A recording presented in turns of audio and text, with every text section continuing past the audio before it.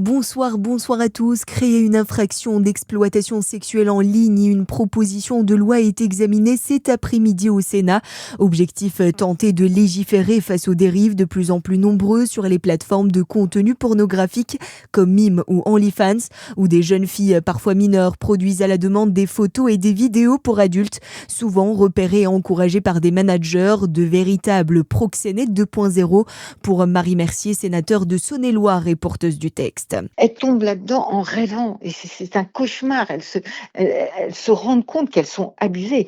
Donc c'est pour ça que le texte finalement va créer une infraction d'exploitation sexuelle en ligne, ce qui va permettre à ces jeunes filles de porter plainte et ce qui va donner des moyens à la police, à la gendarmerie, des moyens d'enquête et faire en sorte de pénaliser les managers. C'est les managers qu'on veut pénaliser. Ils gèrent ça comme du commerce. La femme est un objet. On n'est pas du tout dans une notion de respect, de choses comme ça.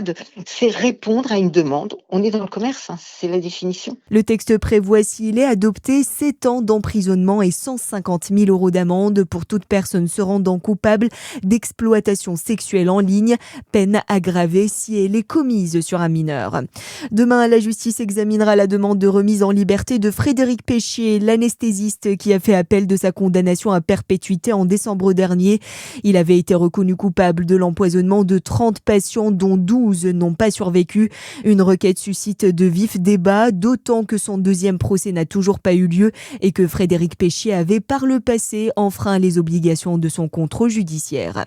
Une enquête est ouverte après une violente agression à Dijon ce week-end. Un jeune homme de 20 ans a été gravement blessé près de la place de la République en sortant d'un établissement de nuit avec un ami.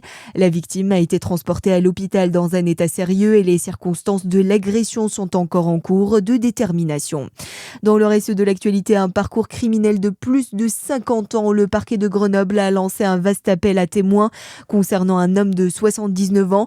Il est poursuivi pour des viols et agressions sexuelles aggravées commis sur 89 mineurs dans plusieurs pays, en Allemagne, en Suisse, au Maroc, au Niger, en Algérie, aux Philippines, en Inde, en Colombie et en Nouvelle-Calédonie. Des faits qui se seraient déroulés entre 1967 et 2022. L'homme est aussi soupçonné du meurtre de sa mère et de sa tante. Et puis, du côté des sports, les Jeux Olympiques d'hiver de Milan-Cortina continuent. Le Jurassien Quentin Fillon-Maillet termine à la 8e place en individuel. Éric Perrault décroche la médaille d'argent en biathlon, la 3e pour la France dans ces JO. La France vient de grimper à la 9e place au classement des nations. Les Norvégiens totalisent déjà 11 médailles, dont 6 en or, et le pays hôte, l'Italie, en compte 12, dont 3 en or. Voilà pour l'actualité. Très bonne soirée sur Fréquence Plus.